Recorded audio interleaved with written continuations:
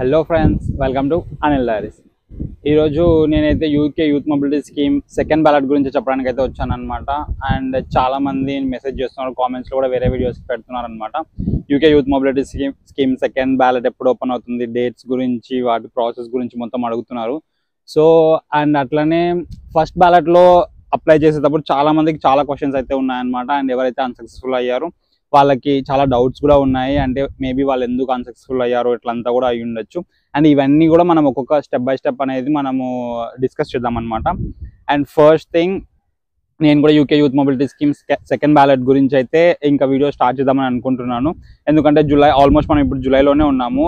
So జూలైలోనే second ballot open అవుతుంది, but dates అయితే ఇంకా రిలీజ్ అవ్వలేదు. అండ్ మనమైతే డేట్స్ గురించి నేను రోజు చెక్ చేస్తున్నాను అనమాట. యూకేవే ఓపెన్ చేసి UK youth mobility scheme visa open అయిందా లేదా అని చెప్పి, అండ్ ఆ డేట్స్ కూడా ఎప్పుడెప్పుడు ఓపెన్ అవ్వచ్చు అవన్నీ కూడా నేను చూస్తున్నాను అనమాట. అండ్ అది ఓపెన్ అవ్వగానే నేను మళ్ళీ డేట్స్ గురించి వీడియో మీకు సపరేట్గా చేస్తాను. ప్రస్తుతానికి మన వీడియో అయితే ఈరోజు అంటే ఎక్కువ చాలా మంది అడిగిన questions, UK youth mobility apply చేసేటప్పుడు కానీ వాళ్ళకున్న క్వశ్చన్స్ కానీ డౌట్స్ గురించి వీడియోస్ చేద్దామని అనుకుంటున్నాను అనమాట.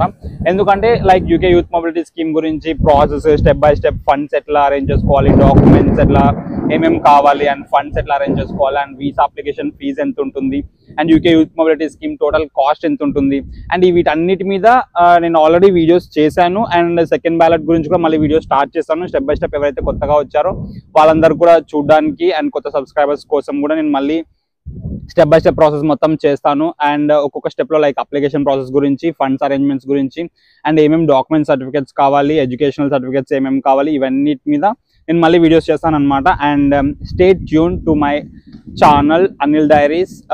ఈ అప్డేట్స్ అన్ని మీకు తొందరగా రావడానికి, అండ్ ఎవరైతే UK youth mobility scheme apply చేద్దాం అనుకుంటున్నారో అండ్ వాళ్ళు నా ఛానల్ని సబ్స్క్రైబ్ చేసి వీడియోని చూస్తే కనుక మీకు మొత్తం ప్రాసెస్ అనేది తెలుస్తుంది అనమాట. అండ్ డేట్స్ రిలీజ్ అవ్వగానే నేను ఖచ్చితంగా డేట్స్ గురించి అయితే ఒక వీడియో చేస్తాను. అండ్ ఇప్పుడు మన వీడియోలోకి వస్తే కనుక ఇప్పటికైతే డేట్స్ అయితే ఏం రిలీజ్ కాలేదు guys. And UK youth mobility scheme second ballot గురించి అయితే, అండ్ ఫస్ట్ బ్యాలెట్ జాన్లో రావాల్సింది అండ్ ఫెబ్లో వచ్చిందనమాట. So second ballot maybe June ending or జూలైలో వస్తుంది యూజువల్గా అయితే. బట్ ఈసారి ఫస్ట్ బ్యాలెట్ అనేది కొంచెం లేట్ అయింది కాబట్టి మనము సెకండ్ బ్యాలెట్ కూడా కొంచెం లేట్గా ఎక్స్పెక్ట్ చేయొచ్చు. దాట్ టు జూలై సెకండ్ వీక్లో ఎక్స్పెక్ట్ చేయొచ్చు అనమాట. ఈరోజు మన వీడియో వచ్చేసి UK youth mobility scheme apply చేసేటప్పుడు ఫస్ట్ బ్యాలెట్ కానీ సెకండ్ బ్యాలెట్ కానీ మీరు ఏ బ్యాలెట్లో అప్లై చేస్తున్నా కూడా యూజువల్గా జనరల్గా ఎక్కువ మందికి వచ్చిన డౌట్స్ అయితే ఉన్నాయన్నమాట. అండ్ వాళ్ళు నాకు డిఎం చేశారు అండ్ కామెంట్స్ కూడా మెన్షన్ చేసిన వాటిలో ఫిల్టర్ చేసి కొన్ని క్వశ్చన్స్కి ఆన్సర్ చేద్దామని అనుకుంటున్నాను అనమాట. అండ్ వాటిలో వచ్చే మెయిన్ క్వశ్చన్ అండ్ ఎక్కువ మందికి ఉన్న క్వశ్చన్ ఏంటంటే ఫస్ట్ క్వశ్చన్, ఇప్పుడు మనము UK youth mobility scheme apply చేసేటప్పుడు ఫస్ట్ బ్యాలెట్లో ఒక యూకేవి అకౌంట్ క్రియేట్ చేసుకుంటాం అనమాట. అండ్ రిజిస్టర్ చేసుకునే ఒక అకౌంట్ ఉంటుంది. ఆ అకౌంట్ ద్వారానే మనం యూకే యూత్ మొబిలిటీ స్కీమ్కి అప్లై చేస్తాము. అండ్ మళ్ళీ ఆ ఫస్ట్ బ్యాలెట్లో అన్సక్సెస్ఫుల్ అయిన వాళ్ళు సక్సెస్ఫుల్ కాకపోతే వాళ్ళు సెకండ్ బ్యాలెట్లో అప్లై చేయడానికి ఛాన్స్ అయితే ఉంటుంది. ఆబ్వియస్లీ మీరు ఎన్నిసార్లు అప్లై చేసుకోవచ్చు, ఎన్ని బ్యాలెట్స్ కానీ అప్లై చేసుకోవచ్చు. అండ్ అలా అప్లై చేసేటప్పుడు మేము మళ్ళీ కొత్త అకౌంట్ క్రియేట్ చేసుకోవాలా, లేకపోతే మాకు ఆల్రెడీ ఉన్న యూకేవీఐ అకౌంట్తోనే మేము మళ్ళీ సెకండ్ బ్యాలెట్లో కూడా అప్లై చేసుకోవచ్చా అనేది మేజర్ డౌట్ అనమాట. చాలా మందికి ఉంది ఈ డౌట్. అండ్ దానికి ఆన్సర్ వచ్చేసి గైస్, మీరు ఫస్ట్ బ్యాలెట్లో క్రియేట్ చేసుకున్న యూకేవీఐ అకౌంటే మీరు సెకండ్ బ్యాలెట్లో కూడా యూజ్ చేసుకోవచ్చు. ఎందుకంటే మీరు ఫస్ట్ బ్యాలెట్లో అప్లై చేసేటప్పుడే అకౌంట్ క్రియేట్ చేసేటప్పుడు మీ డేట్ ఆఫ్ బర్త్ కానీ, పాస్పోర్ట్ నెంబర్ కానీ ఇవన్నీ అడుగుతారనమాట. అండ్ ఆ డీటెయిల్స్ అంతా కూడా సేమ్ ఉంటాయి. ఇప్పుడు మీరు ఒకవేళ కొత్త అకౌంట్ క్రియేట్ చేసుకోవడానికి చూసినా కూడా డీటెయిల్స్ సేమ్ వస్తాయి. సో మేబీ అదొక ఎర్రర్ లాగా చూపించవచ్చు. సో మీరు ఇంకో అకౌంట్ క్రియేట్ చేసుకోవడానికి కుదరకపోవచ్చు. సో నేనేమంటానంటే సెకండ్ బ్యాలెట్కి అప్లై చేసేటప్పుడు కానీ, లేకుంటే మీరు ఆల్రెడీ ఇంతకుముందు ఎప్పుడైనా అప్లై చేసి అన్సక్సెస్ఫుల్ అయ్యి మళ్ళీ ఇప్పుడు అప్లై చేసుకోవాలని అనుకుంటుంటే కూడా మీ అకౌంట్ అనేది మీకు అలానే ఉంటుందన్నమాట. మీరు సేమ్ అకౌంట్ నుంచే మీరు అప్లై చేసుకోవచ్చు యూకే యూత్ మొబిలిటీ స్కీమ్కి. అండ్ ఓకే, మీరు ఫస్ట్ బ్యాలెట్లో క్రియేట్ చేసుకున్న అకౌంట్తోనే సెకండ్ బ్యాలెట్లోకి అప్లై చేసుకోవచ్చు. మీరు మళ్ళీ ఇంకొక అకౌంట్ క్రియేట్ చేసుకోవాల్సిన అవసరం అయితే లేదు గాయస్. ఇదన్నమాట మీ ఎక్కువ మంది అడిగిన క్వశ్చన్కి ఆన్సర్ అయితే.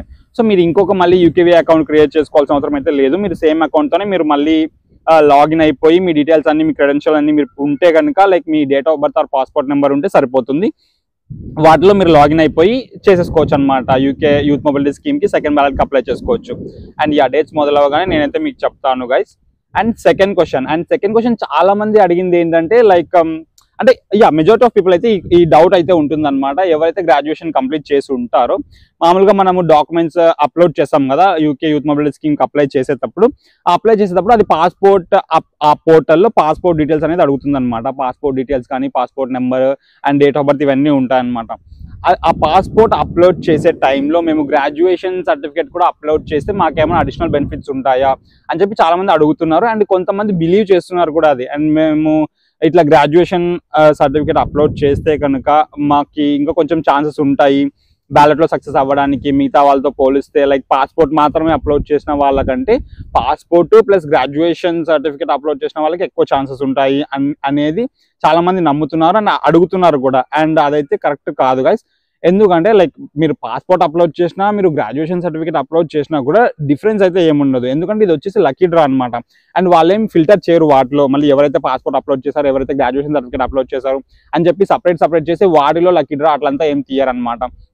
మీరు ఒకసారి బ్యాలెట్లోకి ఎంటర్ అయిపోగానే మీ డాక్యుమెంట్స్ మీ డీటెయిల్స్ లైక్ వాళ్ళు అడిగిన డీటెయిల్స్ అన్ని అవన్నీ ఉంటాయన్నమాట. మనం అడిషనల్గా మనం ఇంకా ఏం డీటెయిల్స్ ఫిల్ చేసినా అడిషనల్గా మనం సర్టిఫికేట్స్ ఏమైనా ప్రొవైడ్ చేసినా కూడా ఇట్ డజంట్ మ్యాటర్. ఎందుకంటే వాళ్ళకి కావాల్సిన జస్ట్ అది ఎంట్రీ మాత్రమే. మీరు బ్యాలెట్లోకి వెళ్తున్నారనమాట. అక్కడ మీకు అంటే మీ ఎలిజిబిలిటీ అనేది మీ గ్రాడ్యుయేషన్ అదంతా ఏం చెక్ చేయరు. మీరు ఒకవేళ ఎలిజిబుల్ అయ్యి ఉండి అవన్నీ మీరు ఉంటే కనుక మీరు బ్యాలెట్లోకి ఎంటర్ అవుతారు. ఎంటర్ అయిన తర్వాత మీ పాస్పోర్ట్ డీటెయిల్స్ అదొకటి అయినా సరిపోతుంది మీరు బ్యాలెట్లోకి ఎంటర్ అవ్వడానికి. ఎందుకంటే ఇది జస్ట్ ఎంట్రీ మాత్రమే. దీంట్లో మీకేమి గ్రాడ్యుయేషన్ ఉందా లేదా అని చెప్పి అక్కడికక్కడే మీకేమీ వీసా ఇచ్చేయరు. మీరు బ్యాలెట్లో ఫస్ట్ సెలెక్ట్ అయిన తర్వాత మీకు మళ్ళీ డాక్యుమెంట్ వెరిఫికేషన్ ఉంటుంది and visa application visa process ఇవన్నీ ఉంటాయన్నమాట.